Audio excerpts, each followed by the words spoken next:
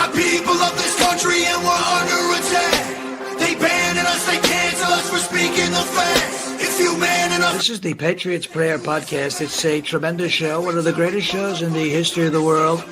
This is Bryson Gray, and you are watching the Patriots Prayer. PPN, you're doing the right thing. On the Patriots Prayer Network. Thank you all. PPN on your bumper. I'm Tom McDonald. This is the Patriot Prayers Network. Check it out. Lots of good TV. Lots of cool people. Tune in. Keep it locked. I'm the white boy with the middle fingers in the air, dog. We don't give a run.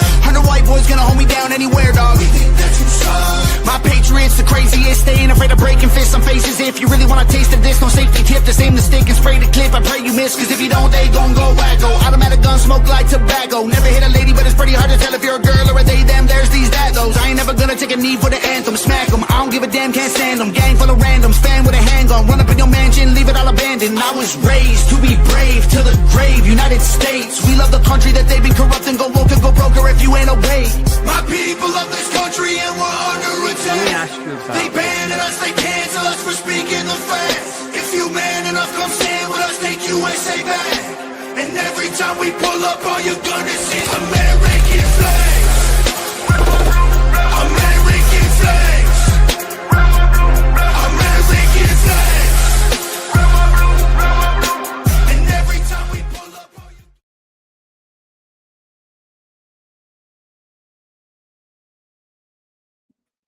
What's up, Patriots? Welcome back to another episode of the Patriots Prayer Podcast. I got a great guest with me tonight.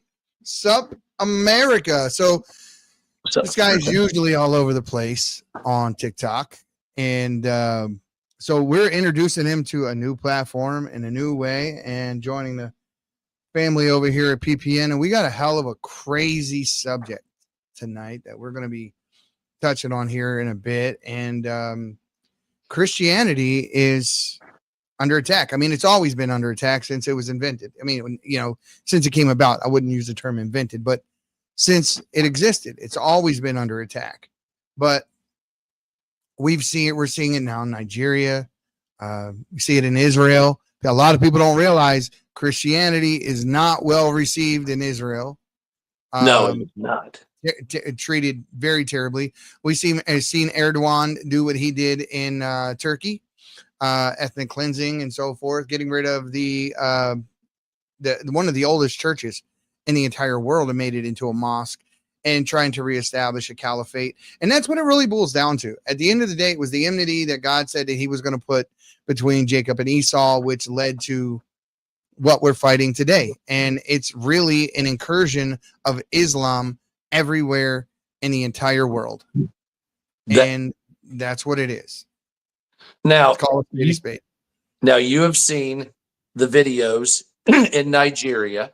You've seen the videos out of the Middle East. You've seen how they spit on Christians in Israel. And like you said with Erdogan, but I want to touch majorly on the Islamic Caliphate state that's trying to grow Boko Haram in Africa right now, which is currently murdering thousands of Christians, and the media refuses to say anything about it. As a matter of fact, this network right here and a handful of others are the only ones that have ever spoken on this.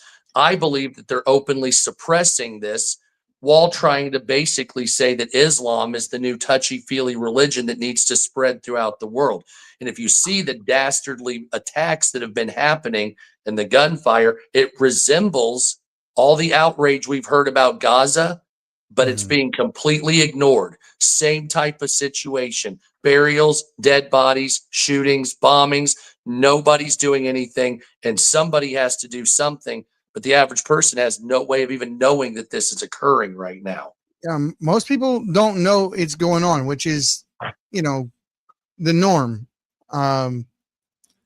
It's really the norm. It's either that or people, just regurgitating what they heard earlier that day on CNN and using Anderson Cooper's talking points or, whoever their particular flavor of, libtard is. But the thing is, it's really a matter of people figuring out, and this is with everything. I don't care if it's about this subject or anything else. At the end of the day, it's truth. It's whatever the hell the truth is.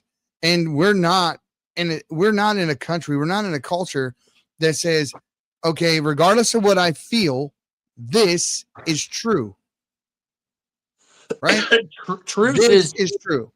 truth has become a relative thing here in the United States. Everything has been murkied on purpose, in my opinion, in order to make it foggy on what's the truth and what's not, what is reality and what is fake. So if I, for instance, go and say Donald Trump is a fascist, and then I look at Donald Trump's track record that has nothing to do with fascism or National Socialism of any kind, and you find out that that's more geared towards the left wing, but then they say, well, we'll use certain terminologies and we'll use certain types of language to demonize our enemies. By the way, we're doing the same thing they are, if not worse. Vote for us because, well, we're trying to clean up our tarnished image of basically KKK agitators from back in the 50s and 60s. And every time liberals come on and they keep saying, oh, we're the party of acceptance, we're the party of tolerance, I just have to remind them that this is the same party that filibustered the civil rights movement for 74 days. So given that fact, these people, it's like they're openly using the term useful idiots is very, very poignant here. And this is what I'm talking about with the left. It's an unholy alliance between the left and radical Islam. And so radical Islam is spreading throughout the world using the left as almost a woke shield for their invasion. At least it seems that way, which they absolutely abhor the leftist position because they've been on video saying, we don't want gays for Palestine. We don't want you here. We don't accept you. We're just using you. After it's over, they'll attack and destroy their lifestyle. Almost. Yeah, I think you're referring to that interview that Dinesh D'Souza had with the former Muslim cleric that essentially said, yeah, they'll come over here as leftists and they will push the leftist ideology, but I'll say, yeah, my body, my choice. Go do that. Go do that. But at the end of the day, you will never see a Muslim woman take the life of a Muslim child. That would not happen. And there's a reason that they can do this. And the reason they can do this is because to spread the religion of Islam through lying is okay if it's heathen people or heathen lands. It's called taqiyya. And taqiyya is as long as you are furthering the cause of Islam, you can lie. Hell, I mean, let's just call a spade a spade. I mean, they even if they take your village or city or country in an act of war and you're a prisoner of war, it is perfectly legitimate for them to rape women and do those sorts of things, and they do. Yes. As a matter of fact, after the Gaza thing happened on October the 7th, there were phone calls made back to one particular individual called his mom to brag about this, about how many. So this is, so when we call out Israel for the wrongs that they do, for the lying they did, for the fact that they sent billions of dollars to QUITTR in order to fund Hamas, to build Hamas up so that Hamas would attack. Then they bombed QUITTR, and all this in an effort to quote the previous Israeli administrator, to make sure that a two-state solution never occurred. Now, in Charlie Kirk's last couple of weeks of life, this is exactly the types of things that he was talking about. Was there or wasn't there a stand down? Well, obviously now we know a stand down occurred. Well, at least we have an IDF soldier alleging that he received orders that morning to stand down until such time as the Sabbath ended. Had you seen that video? I've heard of it. I hadn't seen the video, but I heard it and I read about it. And then that was also coupled with the chopper attacks on the civilian population because of the fact that they were embedded with the Muslim terrorists that were coming over, and they just killed everybody because they were going to do a Samson option, if possible, if necessary, on their own people to take people out. There's a couple of IDF, I think colonels or I can't remember what their rank is, where they're talking about doing this, but then it was very suppressed. But you see more and more footage from Israel, specifically the religious sect of it, saying, we know it was a setup. We did it on purpose, etc., etc. Correct. but the evidence of it is only surface level until you see the damage and the dead, and you see the amount of firepower that was used on civilians. At the same time, the Israelis thought it was going to be a mass invasion of Gaza, or of Israel from Gaza, coming over all at once. And so they, in my opinion, just lit everybody up. And there's plenty of evidence. There's even video evidence showing the attack helicopters firing on civilians while they're trying to kill terrorists. And let's not forget UNRWA. UNRWA, who is a division of they were literally throwing people in the backs of SUVs, helping with. Listen, people, I know for a lot of people that hear this, they're hearing it for the first time. They're like, "What the hell are these guys talking about?" Oh no, it's and all true. If you're on the religious right, Christian conservative, however you want to phrase that, this is information that is completely foreign to your typical conversation that you're going to have around the people that you're with, and it's probably frowned upon to a very big degree, but it's all very true. As a matter of fact, let's show the video. Remove the lower banner. 7 באוקטובר מתחיל לפני 6:30. אני הייתי לוחם במחלקת מרגמות בגדוד 13, גולני, ובאותו לילה אני, יותם סרור, הסמל שלי תמר בן יהודה, זיכרונו לברכה, שלושתנו עושים לילה לבן. הרשינו לעצמנו בשבתות וחגים במיוחד, לעשות לילה לבן, לכוננות עם שחר, ואתם יודעים, יש לנו זמן לישון מחלקת מרגמות, עד לכוננות הבאה.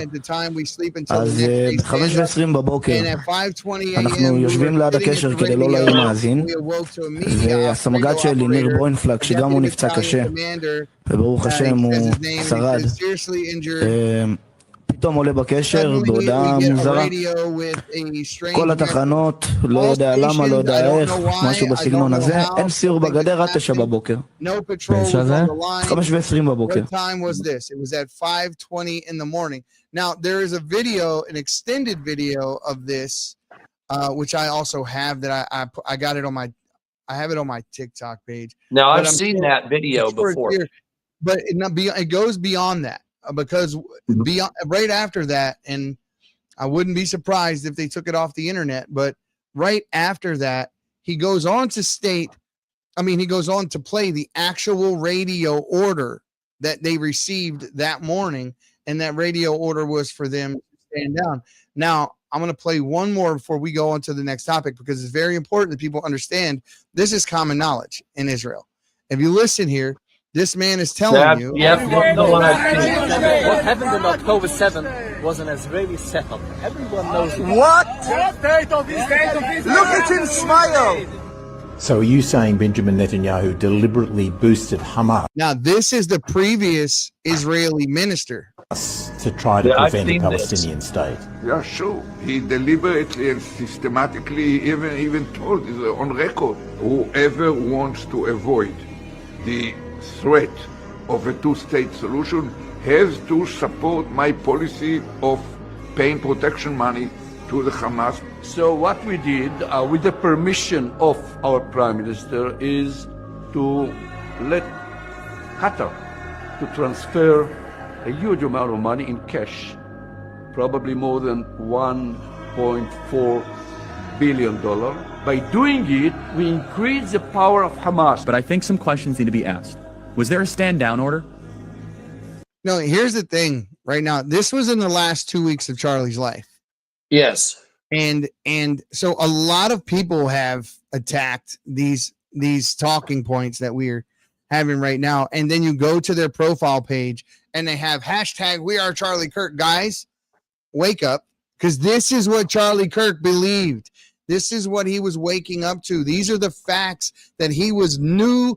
He was new to the space. He was new to the area. He was waking up and he was losing donor money like crazy. Bill Ackerman and those guys offered him $150 million in the Hamptons that he turned down. He didn't take the money. Listen. Was there a stand down order? 6 hours? I don't believe it. Did somebody in the government say stand down? That is a legitimate non-conspiracy question. The whole country is the IDF. The whole country is. הייתי לוחם במחלקת מרגמות בגדוד 13, גולני. פתאום עולה בקשר בהודעה. So that is, I'm going to pull that down, right? So I'm going to give you the air for a second. I'm going to let you speak on this because I just want to hear what you got to say. Okay, so I've seen that actual entire thing you just showed me. I saw probably a day or a day and a half ago. Now, this arguably, and I'm not going to say this is 100% fact, arguably it wouldn't be the first time that a government has stood down on purpose. Now, I've seen all of the footage of October 7th. I saw it all. I saw the bodies. There's a distinct difference between the initial attacks from Hamas when they came in. Most of them were either RPG attacks or they were just gunfire attacks, slaughtering families, slaughtering children. The putting the babies in the oven was a fact, and I have seen all that footage. But there's a later part in the attack when everybody is just a cinder. If you know what I'm talking about, the bodies are fried. These people have been burned. That's when it seems like the military was striking anything that might be deemed a threat, even people in some cases that were running away. Now, the bigger question here is if you believe it was done on purpose or if you believe it was a fog of war situation where people were running for their lives while terrorists were also embedded and civilians were being caught up with military combatant casualties. So everything has a Candace Owens look to it in some cases, and everything has a more neutral look to it. On the surface, when I saw it initially happening, because I watched all this happen live, I was awake all night while this was happening. I woke up to telling my mother about it. And from what I saw, there was a rave festival, random attacks, gunfire, RPGs, basic type of small arms fighting. Then at some point it ramped up extremely heavy after the IDF forces were actually attacked by Hamas. And if you remember those videos of IDF soldiers being taken out of tanks and beaten and murdered, and then they found them and they were killing them throughout. Then that's when the big attacks started from Israel. How many civilians got caught up? Was it on purpose? Was it done just to draw Hamas out to kill them and take out Gaza? And if that's the case, if it was on purpose, why did Netanyahu stop before he turned Gaza into beaded glass? There's questions that are half questions, kind of like this happens, but there's no end result, as if, say, Netanyahu wanted Gaza just fully, because that's not going to happen now. I think it goes back to a mix of revenge, a mix of opening, and a mix of attempting to take power while kind of placating for the entire world. I think some of it has to do with the fact that, like the guy said, they didn't want a two-state solution. Right. I remember Goldie Meir was when she was alive, and we had Israeli prime minister at the time who was going to meet, and they were going to end up having a peace deal, and they assassinated him. Was that Yitzhak Rabin? Yeah, Yitzhak Rabin, exactly. Okay. Yeah, they assassinated him. Now the two states. Funny about that is that you know who warned him about that? Who? The guy who discovered the Bible codes. I'm not kidding you. Oh my Bible codes. The literal. I remember hearing about. Codes. He told him. He said, "If you go, you're going to be assassinated. It's right here." And he literally said it. And I seen it had the sequences of letters and how many they skipped. Yeah. And it was pretty wild because it said the first one you would avoid, but if you go the second time, you'll be killed. You'll be killed. And he refused to shut it down. But Goldie Meir said something that was very profound around that time. He said, when the Palestinians love their children more than they hate the Jews, there will be peace. And what a hell of a statement to make. I mean, she's not but wrong. It goes both ways now. Yeah. And a lot of people, I've seen people in Israel use their children to block aid going into Gaza, where you'll have a man standing in front of the road with a stroller trying to stop an 18-wheeler from going and helping people. But you got to understand this whole thing with the two-state solution situation.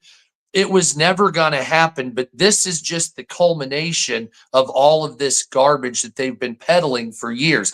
A, it was never going to happen, and B, you had a problem with Yasser Arafat. This is where this all started, and it's still a holdover from his meddling and his theft of the Palestinian people. There would have been a two-state solution, but they wouldn't accept anything but a split territory. They wanted a corridor at one time, and Yasser Arafat frankly stole from his people, starved them so he could have a lavish life. He had an apartment in Paris and London, for God's sakes. It was like Nikolai Ceausescu of the Arab world. And then we're supposed to give this guy who's more corrupt than fucking Rob Blagojevich a country. This is insane. And they said, we want a two-state solution. The reason is because nobody wants the people from Gaza. They've been considered troublemakers for 100 years. They got kicked out of Jordan. They got kicked out of Egypt. They got kicked out of every country they've ever gone to, because what they do is they go there and they try to start revolutions and overthrow the country. Yeah, look what happened when they went to the Netherlands.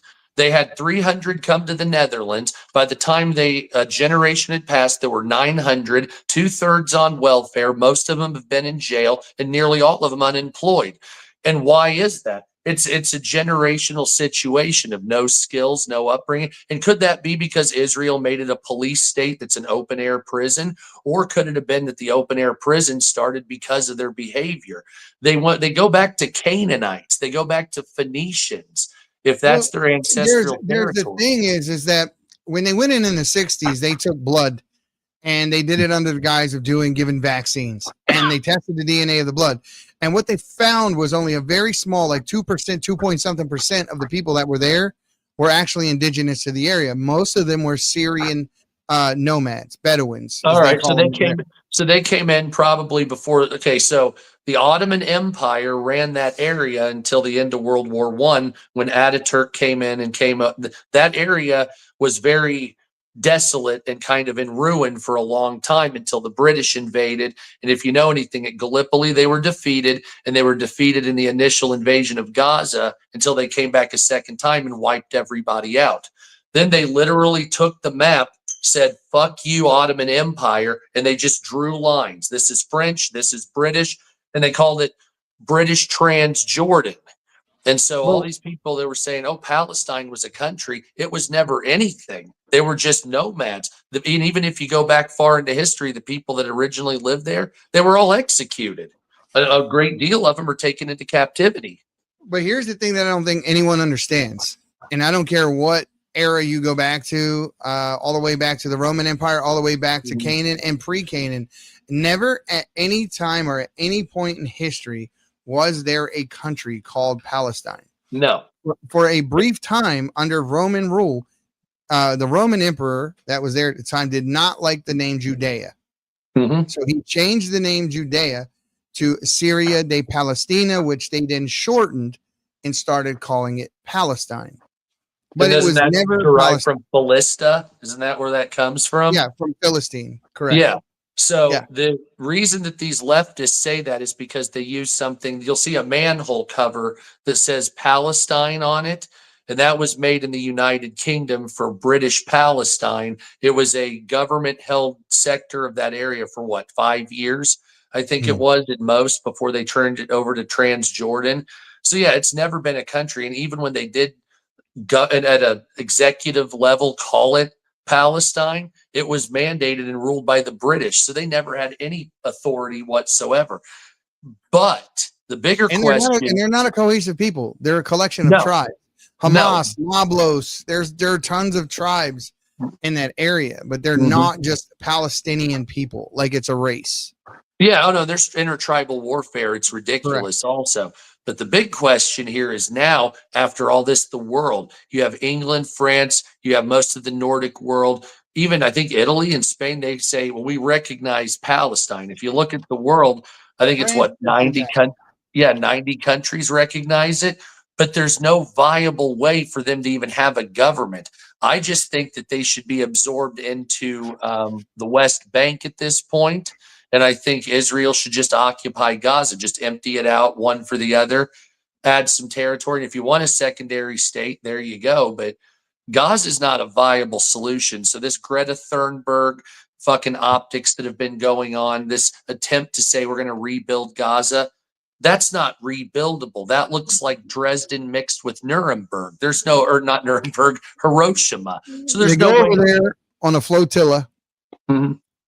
Flotilla gets pulled up by the Israeli military. Turns out there are no damn supplies on the flotilla. Yeah, there wasn't anything because it's all optics, and they don't want them there anyway. They don't want them there anyway. But they illegally took this flotilla. Well, no, they're in a country at war, and the moment you come within, I forget how many nautical miles. I think it's 14. Yeah, 14 nautical miles of the shore. They could have taken that. They could have sank the flotilla. They should have sunk the flotilla. Let's be honest. The thing is they knew when they did this, they knew for a simple fact that they would never be fired on, and they knew that this would be optics. They knew that they would never make it to Palestine, Gaza, ever, because there's no way to break an iron ring of Israeli naval forces with the surveillance capabilities of the United States allies. Which leads you to back to where we started. How is it that they didn't respond for 6 hours? October the 7th, 6 hours. It's a country only as large as New Jersey. Only as large as New Jersey. Never let a crisis go to waste. Never let a crisis go to waste. Especially a manufactured one. Yeah, I'm still thinking in terms of Kissinger foreign policy and Kissinger ways. Just because he's dead, this hasn't stopped. So the way Kissinger was doing things and the way the old guard, if you want to call it that, this is a long-term 100-year plan. Hell, the Chinese have a 200-year plan. This goes generationally. And if you see on the Israeli, I think it's the special forces, they have a patch that shows the territorial beliefs that they want to hold, which goes into northern Saudi Arabia. It goes through Kurdish lands into Syria. It goes up through Lebanon and taking the Sinai Peninsula. That's where they believe is their chosen lands. And a lot of these individuals read the Talmud, which is unfortunate because the Talmud is a whole other ball of wax that basically says we have complete domination because of how we were created, and everybody is subjugated to us. And we will use you as chattel one way or another because, goy, you are our fucking servants. And that's what the Talmud, that's why they spit on you when you're a Christian in Israel. Spitting on Christians is a time-honored tradition to them in some cases. Yeah. So when they go through the Christian quarters, it's every time they walk, they spit on the ground. Now, just to continue that conversation, now they're paying up to $7,000 for influencers to speak positive of Israel. And not only are they doing it, but here's how they're doing it. Check this out. This is a buddy of mine. His name is Ryan Matta. Great guy. Listen to what he exposed. Now, what he's getting ready to show you is that this thing he has on the screen behind him is a Christian propaganda manual. So let's say you and I were being confronted with someone who was anti-Israeli. This is the defense manual they give you to answer those questions. Everybody almost heard Benjamin Netanyahu's speech, and you've seen all of the influencers that were shipped over to Israel to try to practice what's called Hasbara. But I want to know if you knew where it started. It starts with Israel's Projects 2009, their global language dictionary. And what this is like a 30 or 40 or 50 page PDF that actually goes through exactly how you should talk to the media in a way that best represents Israel. Let me just give you one example. So in this language dictionary, basically, it's literally a step-by-step on how to talk to the press, how to present yourself if you guys are in a debate, if you guys are in a press conference, if you guys are in a meeting. Start your messages, press releases, sound bites, or debate segments with your best positive message. Credibility is so difficult to achieve, but so easy to lose in debates about these issues, right? It goes on and on and on and on and on.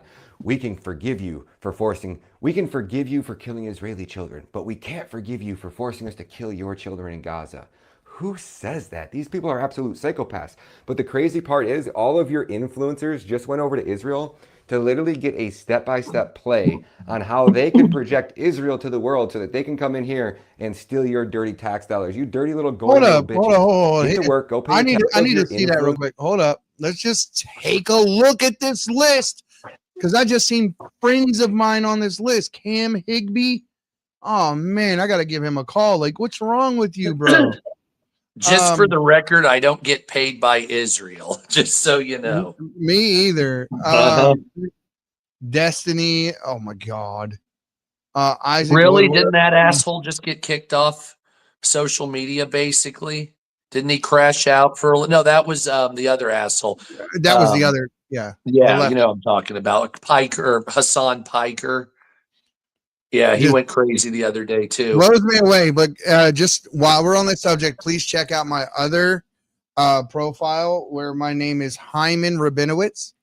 And Hyman Rabinowitz. Yeah, they call me Saul Goldman, and I run a fucking dental clinic out there in Glendale, California. So the one thing I want people to know is there's a difference between Judaism and Zionism. This is what a lot of people have to understand.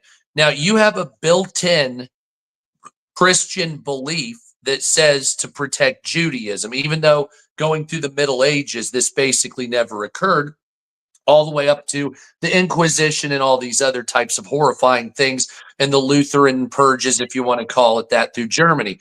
But Zionism is a government. It has nothing to do with the actual religion. There are Islamic troops in Israel's military, even though it's light. There's nothing really rabbinic about it. There's nothing really Old Testament or any type of Torah in it. It has a lot to do with just spreading an empire. It's almost like if you'd say, well, now the Roman Empire switched to Christianity, so we're still going to invade with our legions. We're just now doing it under a different situation.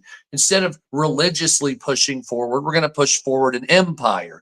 Now, how did this occur? A lot of people want to know, how in God's green earth did Israel go from a people that were persecuted to a people that could be empirical? Well, that doesn't have anything to do with the people that survived the Holocaust. Those people were fighting for a homeland just to not be murdered. And so they were being killed by Nazis. The Soviets didn't want them, and neither did the Eastern communists. They revered them as religious, and so that was against the state. And then when the British mandated them to go down to modern-day Israel, which is British Transjordan, the people that lived there for decades and hundreds of years didn't want them there. So as soon as Israeli civilians, or Hebrews, started coming down there, they started getting murdered by Arabs that were in the area. And so you had British assistance, you had American assistance, and then you had basically arms dealings to the Israelis until they were able to solidify their land that they had through one way or another.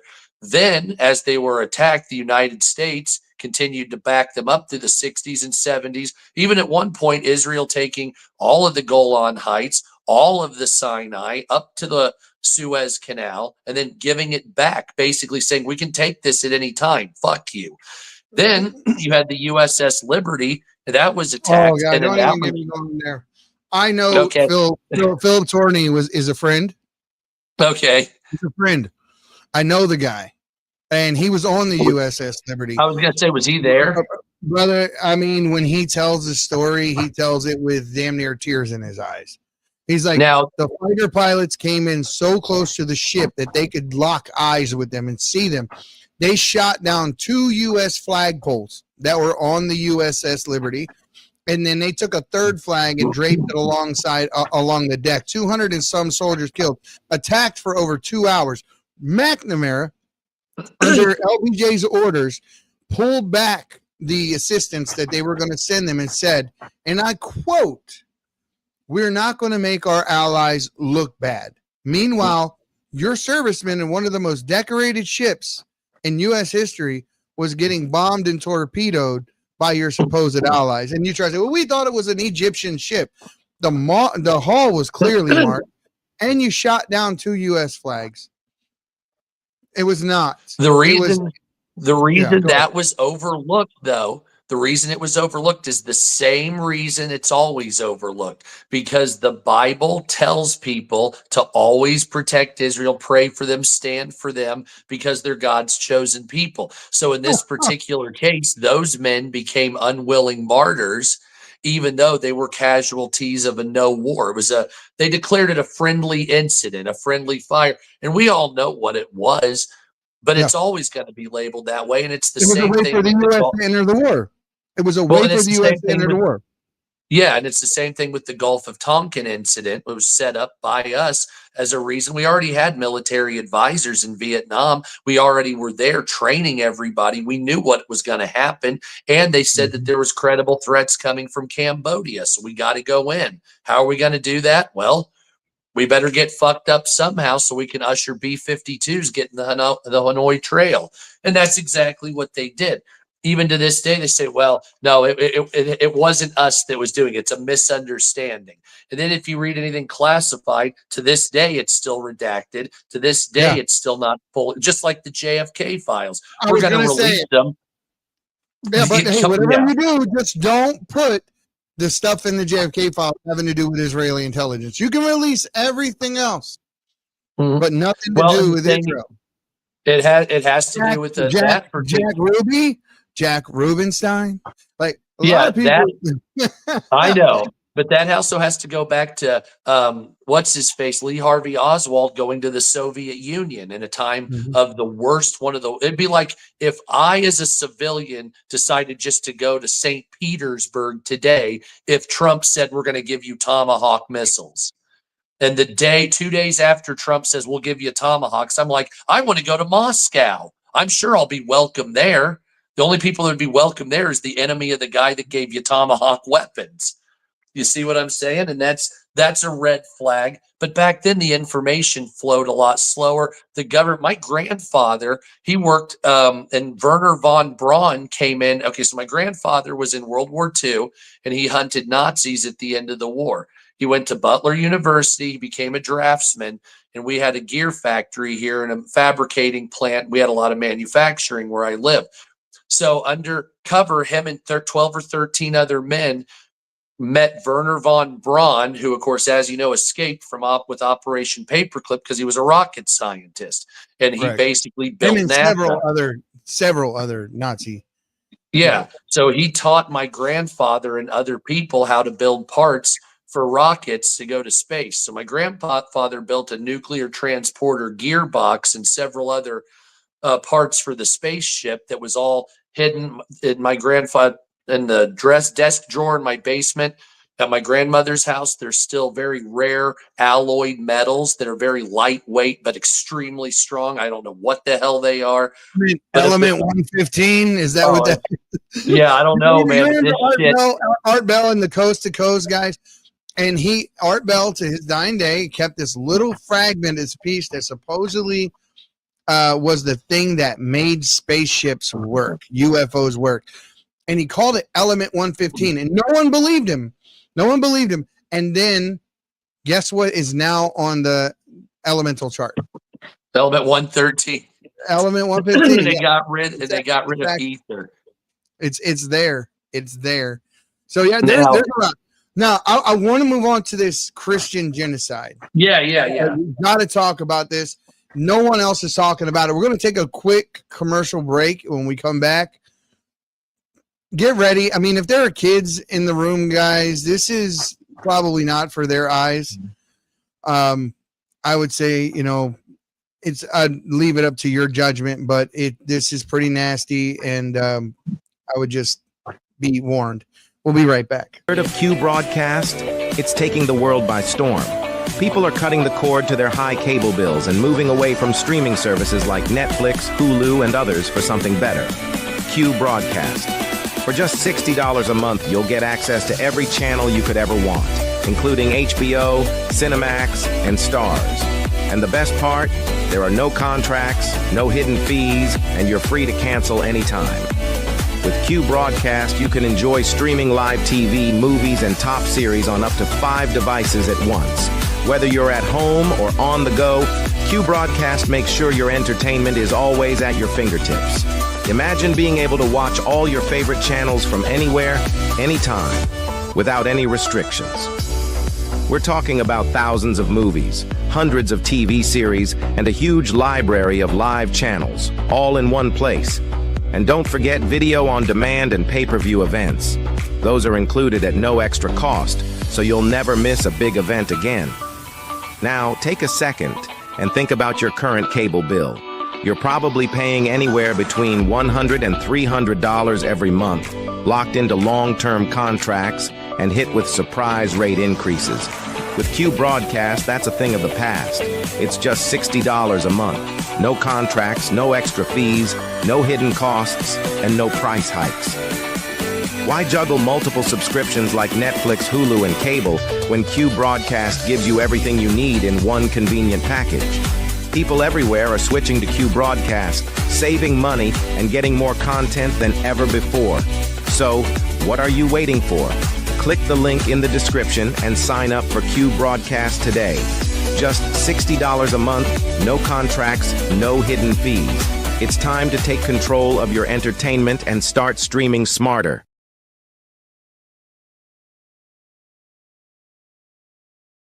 No joke. Q Broadcast.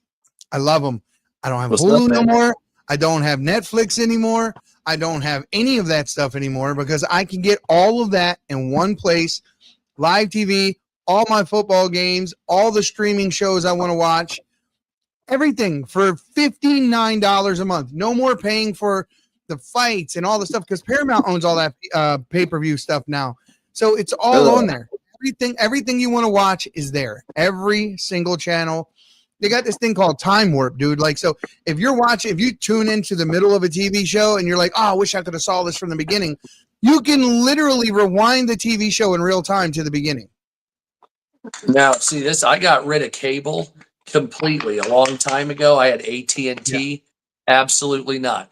I abhor AT&T. And what's the other one? Comcast. Good God Almighty. But if it's anything that's better than any of those two, I'm definitely on board because I am so freaking sick. Most people with all of the extras, the HBO, Cinemaxes, AMC, Stars, Paramount, all these things, especially if you're a football fan or any of that, you're paying $200-$300 a month for TV. Yeah, see, and no thanks. It's $60. $60, one fee, you're done. That's all you pay each month is $60. So I don't know what you're paying right now, but I guarantee you most people are paying more than that. Go check them out. I put the QR code up in the corner. Go give them a visit. Tell them we sent you. Now, we are going to move on to an extremely serious topic. For those of you who have watched me, you already know how I feel about Christianity. My life is wholly dedicated to Christianity. I'm a completely devout Christian. Real one, not one of these, Israeli apologists who think that you must automatically worship Israel if you're a Christian, because I tell you what, the Bible doesn't say that at all. But the thing is, we asked many years ago, just to say this, Nixon even said, like, we're just doing this because the territory doesn't mean anything, is of no particular strategic advantage for the United States. But yet they have 9 million people that live there, and we spend billions, hundreds of billions of dollars a year, which just comes back into the United States via AIPAC and other people who they buy influence. We're paying them to buy influence in our government. Well, they say that Thomas Massey, because Thomas Massey doesn't take any of that money. Now they say, yeah, and if I ever ran for Congress, I would never take any of that money either. And the thing is you have these individuals out here that, like I said, they say that they have to follow that. And it's not like, I don't want everybody to think that Israel is some kind of like Mossad boogeyman that's in every other thing. I've listened to what Candace Owens has said, and I've heard what other people have said about the Charlie Kirk assassination. I got to tell you, after looking at it, I'm not going to say, like, I would respect Candace Owens, but I think her opinion on how Charlie Kirk died is bordering on asinine in some cases, particularly with the trap door theory. I thought that was particularly asinine. Trap door. I haven't heard the trap door theory. Oh my God. Okay. So there was one theory that showed that there was like a couple of glitchy pixels where he might have gone underground. And I'm like, you're fucking out of your mind. Are you kidding me? I'm like, I saw his body. Who did they carry to the truck? Yeah, that's what I'm saying. I'm like, then there was the guy with the potential gun on his hand. I'm like, that wasn't the case. I'm like, and I was telling a friend of mine this on TikTok also. I was like, look, can't it just be that some asshole that wasn't trained properly just hated it and liberals just want us dead? That's basically where it's at. Not every, I know the Mossad has done stuff, but they're not in every single thing. And it's impossible The one theory out of all these that kind of sticks with me is the microphone, because I've seen his shirt puff up and I've seen the necklace break, and I don't know how you do that with a gun. There's only one person that's ever had me thinking that there might be anything suspicious, and it's one of my followers who is a Marine, because you're always a Marine. You don't ever go away from that. And his name is Marine on there. And the situation with a 30-06, it's not impossible to not go through it can deflect. Well, here's the thing.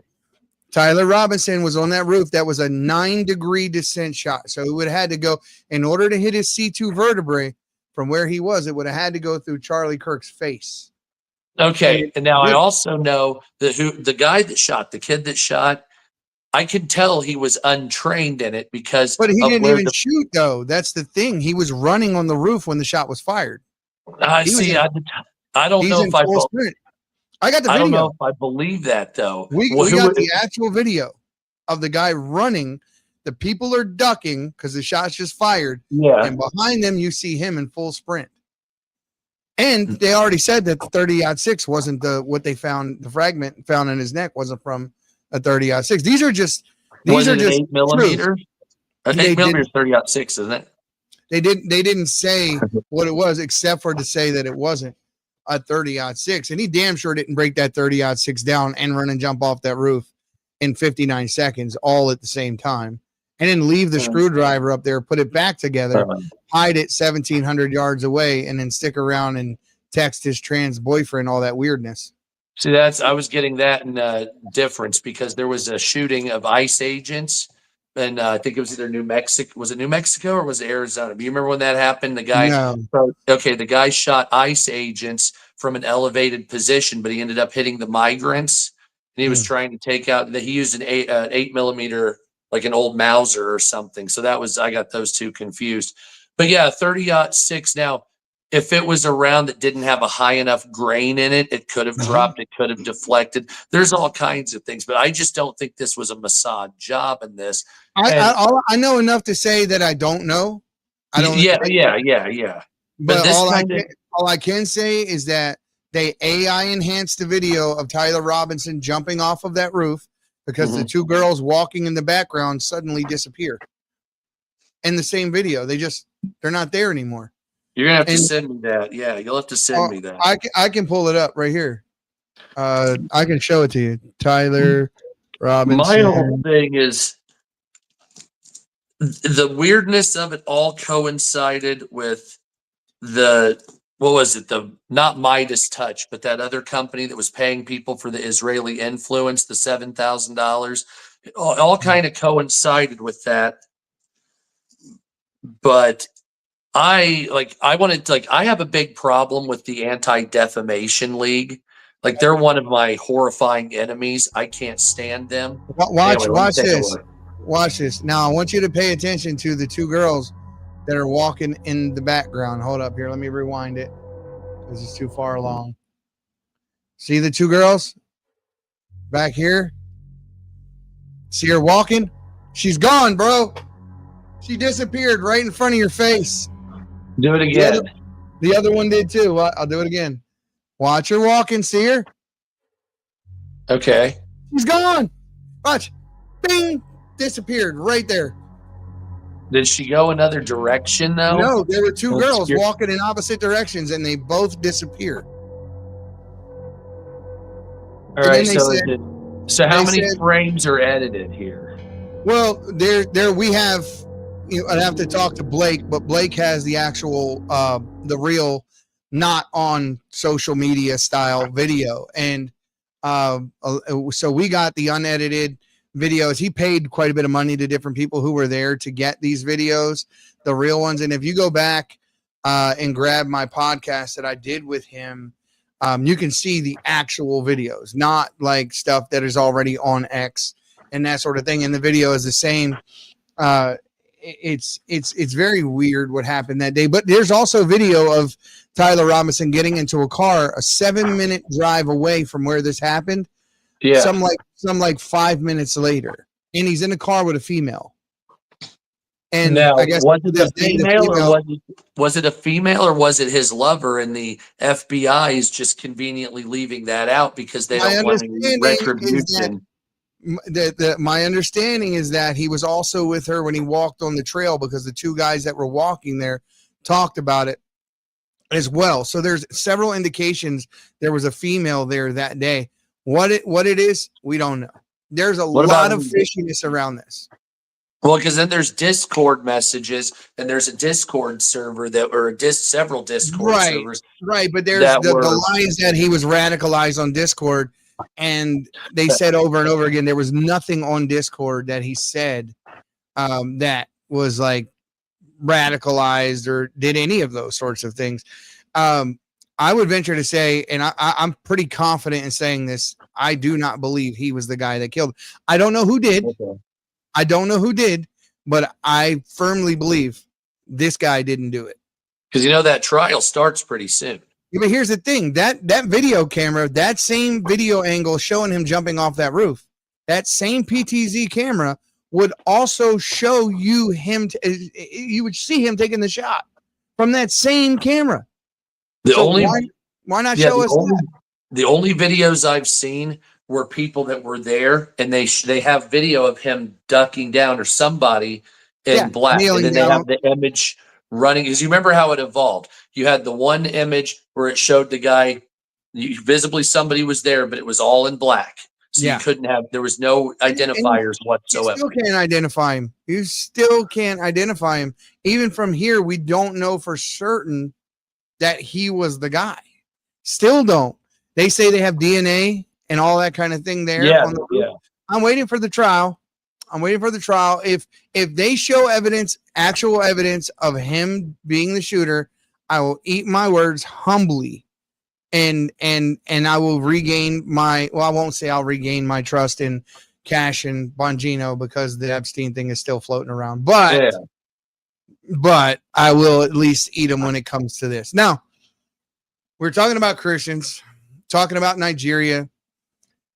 This is happening the world around. It's happening right here. As a matter of fact, during the Summer of Love, there were many Christian churches that were burned down. Trump famously holding the Bible in one of the oldest churches in America. Al Sharpton, who is not a Christian, he actually preaches something called Black Liberation Theology, which is not theology. This is the same thing Jeremiah Wright preached. That's the guy who was the pastor for Obama during. And Obama famously disavowed him once the statements that he made almost regularly became public. But Obama knew exactly who this guy was, what he believed, how he preached. So he's never cleared on that, but he publicly tried to make himself look good. And not to mention the situation with Larry Sinclair and Donald, I forget his last name, both of his ex-boyfriends, who very clearly stated who he really was. But that aside. So let's talk about Nigeria here, and I take this situation very seriously. As a Christian, I believe we are in the last days. I believe we are in the last minutes of the last days. I believe because the red heifer has been sacrificed. I believe the temple blueprints have been drawn up. The deal that they're working on right now over there is to build the temple next to the existing Al-Aqsa Mosque in the Dome of the Rock, and they're supposed to put a wall that separates the two. Now, how that's actually relevant is because in Daniel it talks about there a wall separating the holy from the profane, and all of this is very scary, prophetic. It's all of it, including. It has to come. It has to come They already have, like you said, the plans. They already have the menorah done. All the gold inner workings are already finished for the third temple. And if I recall, it's near the site of the first temple because they're not going to put it on the Dome of the Rock. Correct. They found out that the actual location of Solomon's temple was adjacent to the Dome of the Rock, and so they can both stand. Yeah, exactly. And that's what they're doing here. And the thing is this will be hailed as the center of God, but it's actually pretty much, I'm not going to say the seat of Satan. I'm not going to go that far, but it's one of those things. Here's the thing. If it's not God, it is Satan. Yeah. There's only God already left the temple.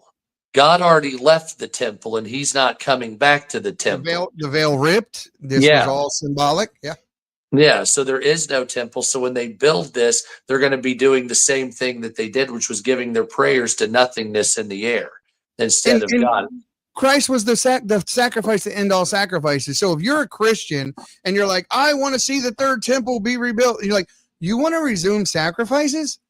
You want to resume all the things that Christ already took care of? It makes no sense to me. But for what, 2,000 years, we didn't have a red heifer. Now all of a sudden there were 5 of them that came out of Texas, and they were all sent.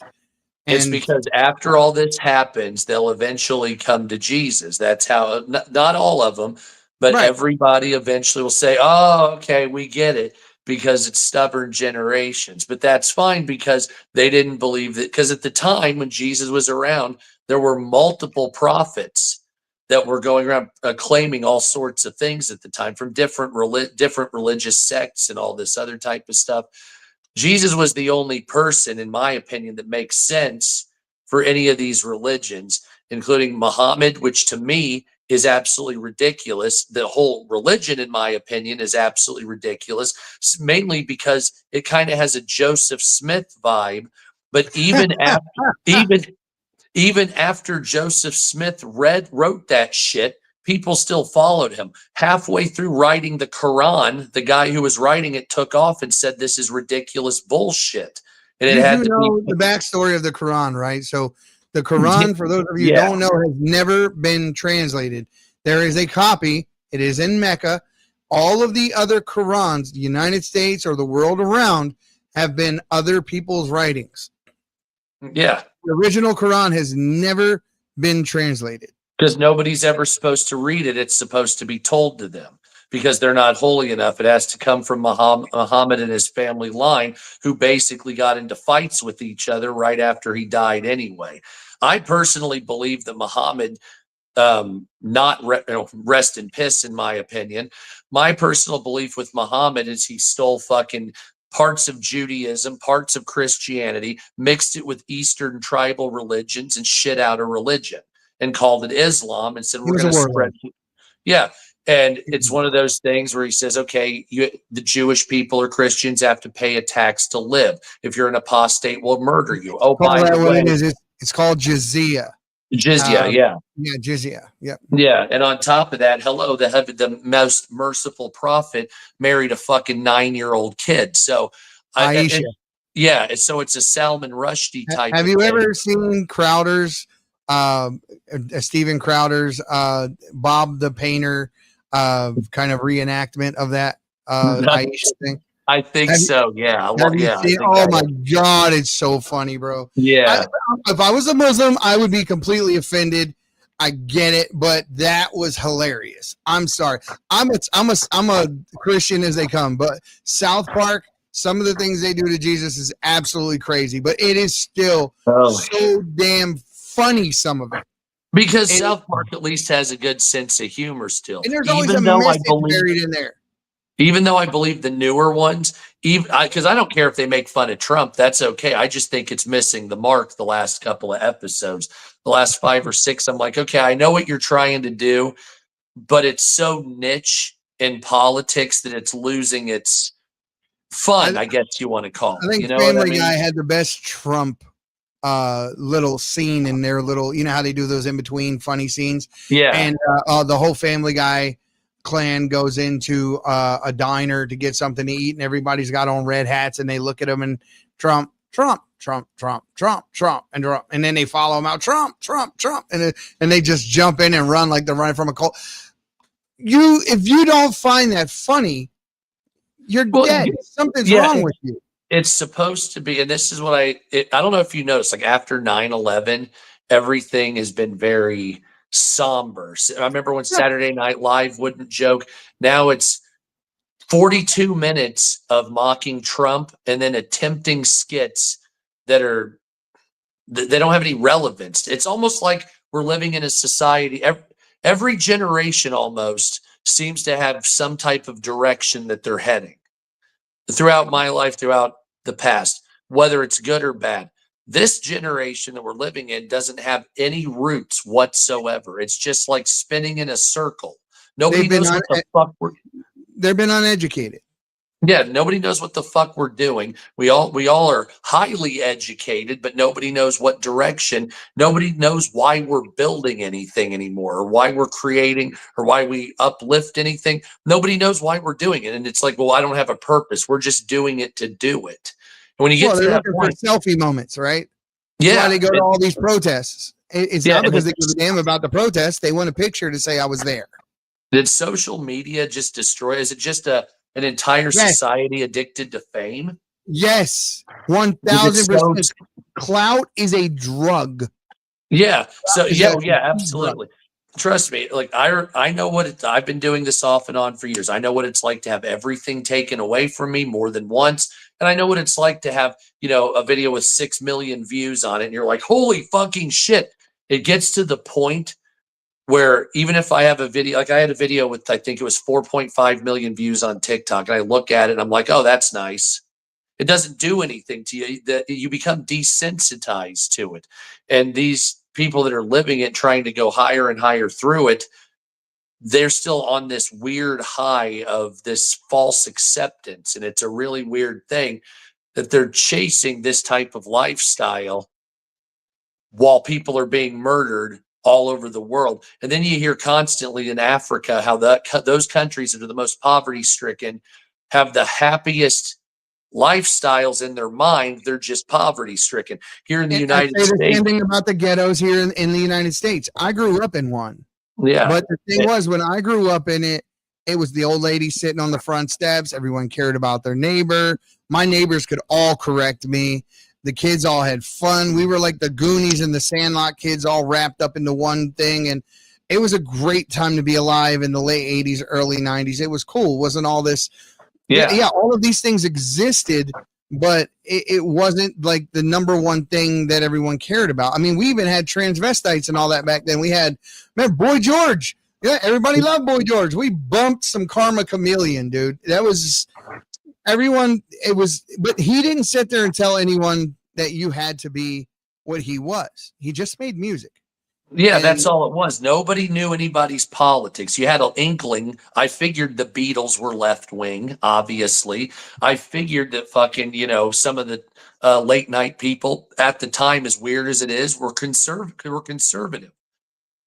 Now you don't see any of it. It's a cult to be in social media or to be in any type of television or movies. You have to now think of a certain way. You've always been chosen to a point. So whether you go audition or whether you go before a movie producer or whatever it is, you've always been chosen at some point, and that's fine. But there's a sinister way about it. You have to be a certain politics. You have to be willing to, in some cases, do some pretty sick fucking things. And it's all hidden. So you do sick fucking things, but nobody talks about it. It's just on the surface. You bend the knee, and then you say stuff like one side is crazy, so you get all the fanatics on the other side on your side. And then it's just like, what people don't understand is when you get the far right and the far left, far right, far left, and then somewhere in the middle, the truth is bleeding all by itself, and it calls out just the truth, and that's what it sticks to. It doesn't have a political party. It doesn't really have an agenda except for, I want your kid to be safe. I don't want your kid to be indoctrinated. I don't want your kid to be mutilated. I want the state out of my personal business. I don't want pornography in my daughter or son's school. I don't want them taught social justice as as a subject in school. I don't want LGBTQ flags. Now, if you end up being LGBTQ, that's your business, but it shouldn't be taught as a norm, because it's indoctrination at that level. But they use that on purpose, because then it to their opinion, in their opinion, it's like one of those things. If you teach everybody growing up to hate Nazis, they'll grow up and there'll be no Nazis. So if you get to them when they're 1 year old, but then the problem is, and this is what I used to call the YouTube theory, because back in the day on YouTube, there used to be a girl, the CEO was named Susan Wojcicki, and she famously decided, we're going to remove all Nazi content, even documentaries, from the platform, because it was offensive according to the Anti-Defamation League and the SLPC. I would watch. I used to go to sleep every night watching at least 2 or 3 YouTube documentaries. And now all of them are gone. All of the cool stuff about Anunnaki and the Hollow Earth, it's all gone. Because they don't want any of that shit. It's not advertiser friendly. But initially it was done to remove offense. And so what happened was, it was never, like Nazi propaganda, whatever it was never fully removed. It can never be fully removed because it's an idea. So ideas don't ever get destroyed. So they get rid of the documentaries, they get rid of everything. And so all the horrifying shit from the Nazis is just in thought. And so when you go online, and you see this famously on TikTok, the English AI translations of Hitler's speeches, and you see somebody with the sun rising looking, maybe he wasn't such a bad guy. Here's the thing. If you listen to his speeches in English, listen to his speeches in English, bro, they're pretty damn motivating. And no, I know, but they're cherry picking it on purpose. They leave out the shit with the Jewish question. They leave out the shit where they want to get rid of the Catholic Church, and they leave out the thing where they want to kill undesirables. They take these pieces and they cherry pick it. And so this is what I was talking about with the YouTube theory. They removed all of the stuff that could be offensive. So the only thing that's left is what's cherry picked. And in this case, the best pieces of it have been fed to the next generation. And the stuff that was horrifying because it's been censored is just gone. And so everybody sees, oh, this is great about Nazism. And they don't see the results of all these people dead and the horrifying economic toll it takes on a country and blah, blah, blah, blah, blah. And they don't realize that a lot of those ideas are still alive because the people that espouse those ideas moved to the United States. They were brought here. They were brought here. Guess by who? I know you know. What, Werner? What, do you know? Well, the United States. Not just the CIA. I'm talking specifically. There was a family in power, elected 2 presidents out of this family, who owned a shipping line, who brought Nazis to America. And and I can't remember the name. It's the Bushes. Wow, Jesus! Was it him? Was it him? It was. They funded Hitler during World War II. Their assets were all frozen by the United States, and they owned Hamburg American Shipping Line and Brown Brothers Harriman Bank. They shut the bank down, and the shipping line was used to move Nazis around. And this is all public. Yeah, the weird thing is about that is if I recall, they took him out of the Mediterranean and they left from Sevastopol, which was Russian territory. As fucked up as that is, because the Russians had a vendetta against the Nazis. Yet somehow these hand-picked people were able to leave from Western Europe and Russia right over here to the United States, come right this way. And they ended up being the heads of NATO. They ended up being the General Assembly in the UN. They ended up being in our military, and they ended up being in NASA. And it's sad. It's sad the amount of this stuff that we know that should be public knowledge, and how many people don't know these things, because I believe it just changed form. It never went away. It just morphed into something else. Well, the modern leftist ideology, when you hear of National Socialism, the left wing right now, unbeknownst to them, is building National Socialism. They have no idea that they're doing it. Which is sedition, which is by definition sedition. Now, I want to play a video, and I want you to kind of talk me through this. I know that you know a lot more about this than I do, and let's just take a look. at Yelwara Charles Village, Barikilak, the local government of Plateau State, on the 14th of this month. Behind each coffin is a story, a family, and a dream. So what? These are not just bodies, but children, parents, siblings, and friends whose potential and contribution to humanity were tragically silent by these bloodthirsty demons. Enough of this Christian cleansing. For how long can we continue like this? So, okay, children. so what you're seeing here is in Nigeria, and these are they're classified as illegal funerals. And so these are mass graves that are being done. These are churches that They're illegal? Well, in some cases, they're illegal because the government says this is not happening.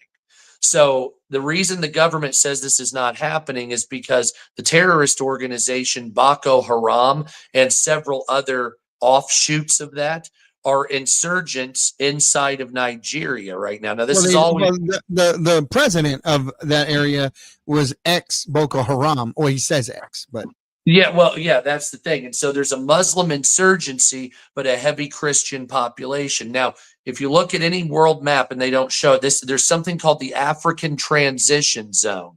So the African Transition Zone, while you're talking about it, is a line that separates Islam and Christianity, or north and south, right? Yeah, north and south, and then off to the east. It goes through Africa like this, to the north and then down and then coming out. Used to be around Kenya and Ethiopia, around Ethiopia-Kenya border. It's since moved, I'm sure, and the African Transition Zone is being pushed. That's the line of Islamic influence. So that's literally where Islam stopped spreading. But they want to spread it to Africa. Boko Haram is basically attempting to insert themselves into West Africa. Now, if you remember recently, the country of Niger, there was a great deal of uprisings and the French fled the country of Niger. And then the Russians came in and they started setting up there and assisting with the Wagner group.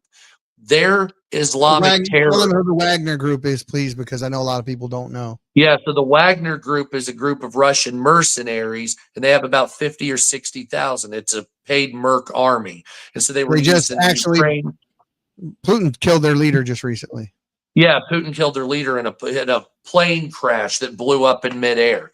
So what Wagner Group does is you say, well, we have the rules of war and we can't commit war crimes. These mercenaries can be our personal war crime force. And if the military is not allowed to do something, these people will go in and kill civilians or whatever it takes in order to take over territory. But when Putin was losing the war, they were being put on the front lines because they didn't have enough people to fill in the gaps till the North Koreans came in just recently. Those Wagner groups, see, this is the African Transition Zone. Okay, thank you. So initially, this was the line between Islam and Christianity or tribal religions. To the north of this line was Islam. To the south was Christianity or tribal. And inside of this gray zone was a mix of Islam, Christianity, and in most cases, Islam was just murdering people. This line has moved south into northern Nigeria and West Africa. Now, the reason that was able to move is because, one, in West Africa, there was years of heavy civil war in Liberia, Sierra Leone, and several other countries. Nigeria has always had a Muslim insurgency, but Boko Haram is not something that's just a small group because there's so many undeclared members of it. So you might have, a couple 100,000 at most members, quote unquote, of Boko Haram, but you might have 2 to 3 million or more sympathizers that are going to go out, kill people, and then bleed back into the population saying that they didn't do anything. It was just to spread the religion. So they're still technically considered civilians. Now, these assholes have been moving and murdering people in Africa for generations, and now you're getting into heavy populated Christian areas, and these assholes are going into churches and just murdering people. So if you really dig deep onto X, you can see it, and there's videos of churches, and it looks like Rwanda. If you remember the genocide in Rwanda, where it's just fields of bodies outside of the church and in the church, they're doing the same thing there. They're going into churches and just murdering as many Christians as possible to spread their religion. So this transition zone has obviously spread. And this is also, there's violence in Cameroon as well, which is the neighboring country over from Nigeria. So in several of these videos, you'll hear that some speak English and some speak French. Well, if it's French, it's probably on a border region with Nigeria or even in Cameroon, because these assholes Boko Haram are making moves to murder Christians, take over the territory, steal the women, and rape them to have children with them. Many cases, sex slavery is huge. They'll sell the women as a spoil of war. And so they'll go into these villages. And if you remember many years ago, these people would go into universities in northern Nigeria. They'd go into universities in Burkina Faso or in Niger, and they would just steal women from the university. They would murder the men. And not too long ago, they took an entire school worth of girls, and because they never came back. They never got them back. No. They sell the women as wives, or in some cases, these women will end up in the Middle East somewhere, in Saudi Arabia, Yemen, sometimes even Iraq or Syria, married there. It's kind of like the ISIS brides. If you remember those, they left Europe to go join ISIS, but as soon as they got there, they just declared them haram and they classified them as sex slaves. And say, well, we wanted to join you. And they're like, we don't care. You're a fucking heathen. You're now just property to us. And so that's the way they go. This is an ISIS mentality across Central and West Africa that's spreading, and also into East Africa, that's spreading with Boko Haram. Boko Haram is Africa's ISIS. They have been. They're the ones that are responsible for a lot of the piracy on the eastern coast of, or east central coast of Africa. Well, I think it goes deeper than that, doesn't it? Weren't they actually funded or in some part paired up with ISIS for real? Oh yeah, absolutely. They were they saw themselves as the African sector of the new caliphate, and they never went away. ISIS didn't go away. Neither did Boko Haram. Boko Haram.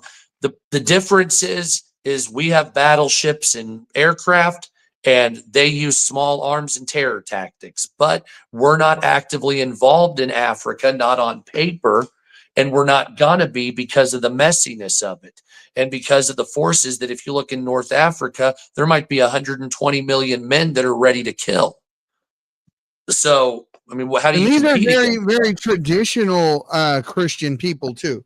So people understand it. Like when you become a Christian in these areas, you don't you don't live where you have to move into the Christian village. And when you live in the Christian village, you abide by the Christian rules. And they're extremely traditional. I had a 3-hour interview here with a pastor out of that area. And I mean, we got pretty deep into some conversation. Now, here's one of the scenes where you can literally. Yeah, here's that. Yeah.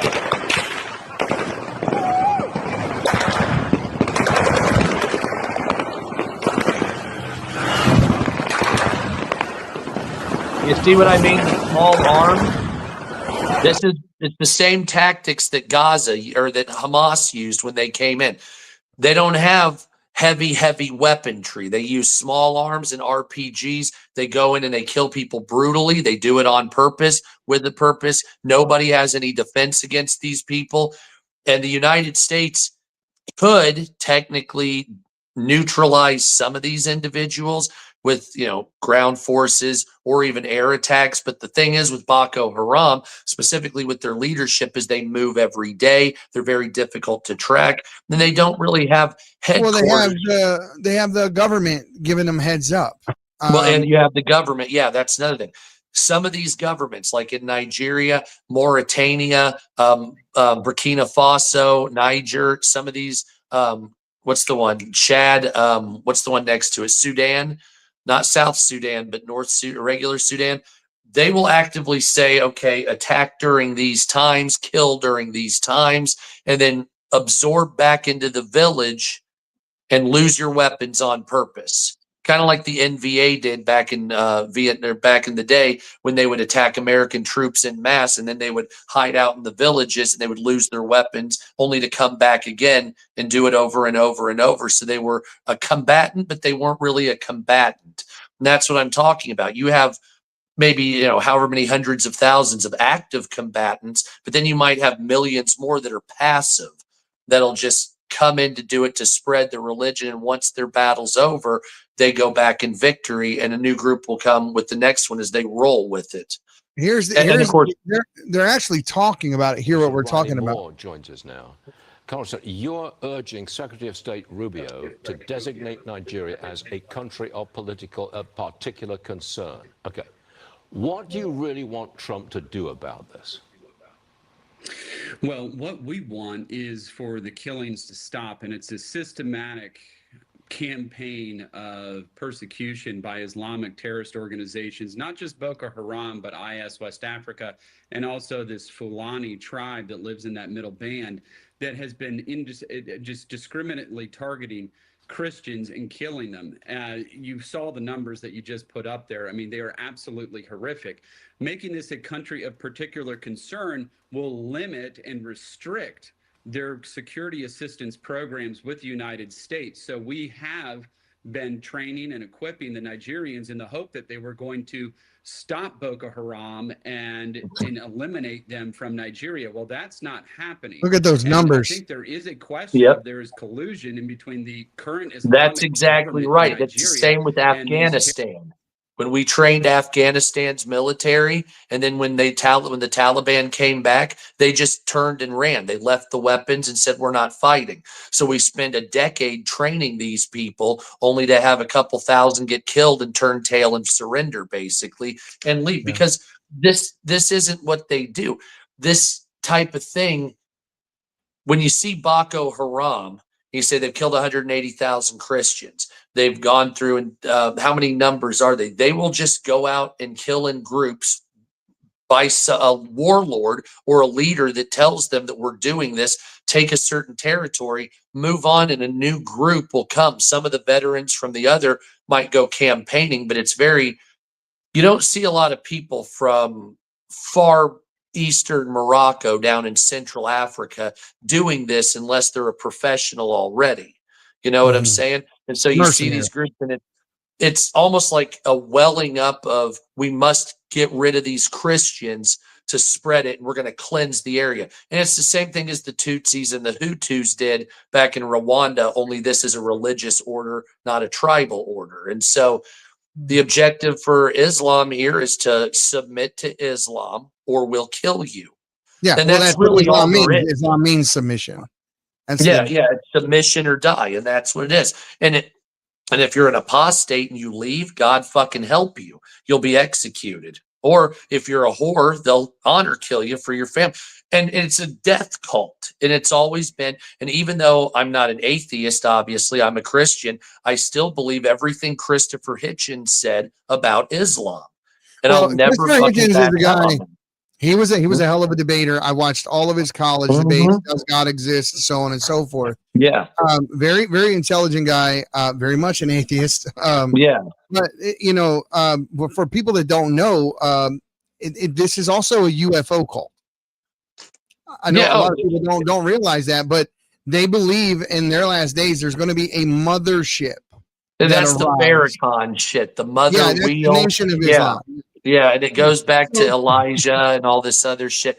When all that stuff occurs and Blue Beam kicks off, for those of you who knows what it is. Oh, dude. I'm an Indian. It's kind of funny that we have a culture of denial in the UFO arena for over, damn near 100 years. And now all of a sudden they're like, oh, they're in the water, they're in the air. Look, there's one over there. Like, they're not denying it. They're testifying in front of Congress. They're doing all of these things. I mean, they have to be preparing for something. And I believe wholeheartedly that the world is in such chaos and we are so counter-cultured to one another, even, in our countries, our governments, and just in our ways, that the only way, just like Ronald Reagan said at the summit, the only way that he ever sees us coming together like this is that there's an existential threat so big that the world has to band together in order to fight that. Oh, I think that's how it'll start. Now I got to make one last point, then I got to get off here. But I want to make, so I believe that it will be turned from an existential threat to an entire new order that will destroy Christianity. Because if you read in Revelations, it's dead persecution against every Christian. At the Battle of Megiddo, it's blood to the high of the bridle. The reason this is you have to have a force that says, we can prove you're wrong. And they're going to say atheism and science, there is no God. We are living proof because we're aliens, blah, blah, blah, and follow this path. And everything is only to be living in the moment. So what we're dealing with right now in the world is going to be exacerbated. And that's why you're going to have, because like my grandma's like, well, we're living in the end times. I'm like, it's not even as close to what you think. I'm talking open legal rapes. I'm talking drug addiction where you've never seen, murder that's completely okay because someone's a Christian. It goes into every horrifying facet. I'm talking people that saying, okay, well, maybe minor attracted persons, we'll make that a thing now. And it's going to slowly degrade into this because of what's going to happen. And aliens at first will be seen as, if they are real, if they come, it'll be seen as, oh, it might be a threatening force. Well, they don't want to threaten us. They want to teach us. Oh, by the way, the biggest problem they had with us was religious fighting. Oh, well, we better stop that. Oh, wait a minute.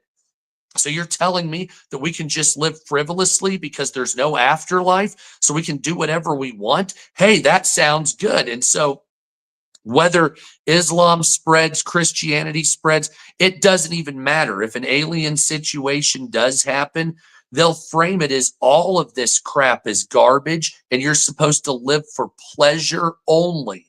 And now think about what that'll do with the world, and then think about what the book of Revelation says. And then you're looking at how things have been and you say, well, everything's terrible right now with the gay marriage and trans and blah, blah, blah. This isn't even close to think about what the Satanic Church is, rapes and shit like that, huh? Think about what the Satanic Church is, though, what Anton LaVey taught, what the premises is. It's that you are to chase pleasure. Do whatever it feels good to you. It's just anti everything Christ. It's the negative. That's where a black mass comes in. It has to be a dark mirror of everything, where goodness is evil, where chastity is, pleasure and sexuality, where, soberly is horrifying drug abuse. And it goes back and that's supposed to be that way, because Satan doesn't give a fuck about you or anything like that. He just wants to get you distracted long enough till you die. And as soon as you die, it's too late. So all you have to do is be like, yeah, fuck that. You die. And as soon as you die, oh, I believed in Jesus. Well, it's too late then. And all you have to do is get you to the last minute. Then, haha, fuck you, asshole. Yep. You're off into hell. And why are you doing that? Because you're punishing God's creation for kicking you out of heaven. It's a malignant, narcissistic thing that Satan does. Exactly right. And this is why bad people get away for so long doing bad things and they become rich, because Satan has no need or will or want to have to screw with them, because they're already done. They're damned. If he messes with them, he might screw it up. Now, all right. So folks know we are going to be doing more of these. I love having these conversations with this guy. There's, like I said, not many people that can go and talk about the things that I talk about. To have someone who's able to follow me, that is very cool. So next time we got to get into Antarctica, the pyramids, a couple other things. Absolutely. Absolutely. When can we tell people it is so we can get it set a time? Well, let's see. It's 22nd. What is today? Wednesday. I will be going at least once a week, but it'll have to be after Monday. All right. So maybe another Wednesday. Something like that. Well, it can't be Wednesday. We're getting half of the amount of people that would watch us if we weren't on Wednesday, because somebody else is already streaming. So if we do it on Thursday or Tuesday, we're good. Thursday's better. All right. So Thursday it is. But yeah, this is my first time here, so that was awesome. It's great. It's great. So we have damn near, I mean, we only clicked over to our other channels just now. So you'll see the numbers growing, and we would have been well over 4,000 plus by now. But we had Maurice and Steve were streaming. So I didn't want to go to the channels before they cut. But where can people find you if they're looking for you on X? I'm on YouTube. I'm going to start with YouTube, because YouTube is where everybody needs to go anyway, because TikTok is a garbage dump. It's a fucking dump. I say Rumble. but Okay. Yeah. So my biggest platform is TikTok at Hello America Sup. My other platform on YouTube, which I'm just kind of starting to roll into, that's got about 14,800. That's Hello America Sup also. And then if you go on to X, it's Hello America Sup also. Everything's Hello America Sup, except I started a Kick yesterday, and it's some fucked up thing because someone already stole my name. So I'll get back to you on that once I get it off the email. We'll get you on Patreon. I have a lot of resources that I offer to everybody. Not everybody takes me up on them, but if you want to know how it's done, I'll actually show you that we already have the tools in place, and all you need to do is access them and use them. They're already there. So we look forward to doing this a lot more.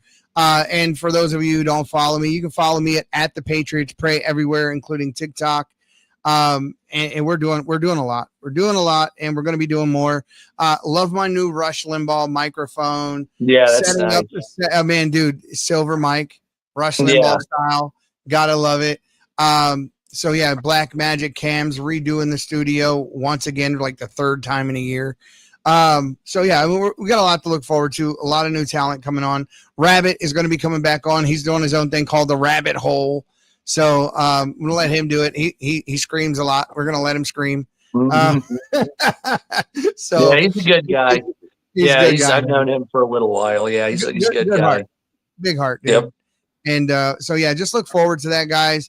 And please remember to support the sponsors, the people who support us. Go check out Q Broadcasting. Quit getting ripped off from all of those other companies that are charging you $150, $200, $300. Go to a network that actually supports free speech. It's TV for us. It's literally TV for us. Everything you just heard us say, you will hear us say it again on TV. Who the hell else is going to let us say those things on TV? Nobody except these guys. Except these guys. So go check them out. For sure. The link is in the bio. It's on the description of the video. It's all over the place, guys. Thank you so much for joining us, and catch us next week on Tuesday or Thursday. On Thursday for the next one, guys. Thank you so much, and we'll see you soon. My people of this country, and we're under attack. They banning us, they cancel us for speaking the facts. If you man enough. This is the Patriots Prayer Podcast. It's a tremendous show, one of the greatest shows in the history of the world. This is Bryson Gray, and you are watching the Patriots Prayer. PPN, you're doing the right thing. On the Patriots Prayer Network. Thank you all. PPN on your bumper. I'm Tom McDonald. This is the Patriot Prayers Network. Check it out. Lots of good TV. Lots of cool people. Tune in. Keep it locked. Know where I stand. I'm the white boy with the middle fingers in the air, dog. We don't give a what. 100 white boys gonna hold me down anywhere, dog. We think that you suck. My Patriots the craziest. They ain't afraid of breaking fists on faces. If you really wanna taste of this, no safety tip. The same mistake and spray the clip. I pray you miss, cause if you don't, they gon' go wacko. Automatic gun smoke like tobacco. Never hit a lady, but it's pretty hard to tell if you're a girl or a they, them, there's these, that, those. I ain't never gonna take a knee for the anthem. Smack them. I don't give a damn, can't stand them. Gang full of randoms. Fan with a handgun. Run up in your mansion, leave it all abandoned. I was raised to be brave to the grave. United States, we love the country that they've been corrupting. Go